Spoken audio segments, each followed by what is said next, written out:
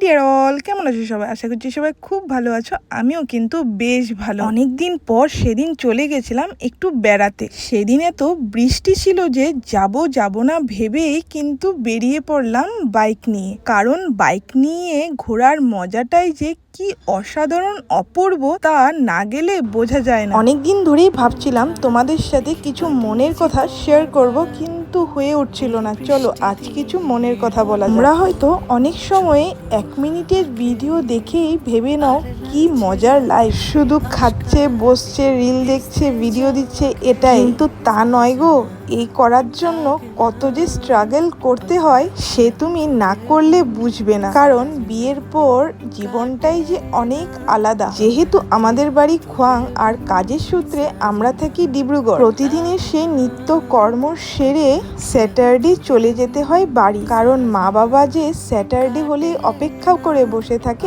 আমরা কখন যাব। কারণ প্রতিদিনের খাওয়া দাওয়া যেমন হোক নাই কেন, স্যাটারডে আর সানডে মানে সবাই মিলে আনন্দভাবে খাওয়া দাওয়া আর অনেক কিছু গল্প।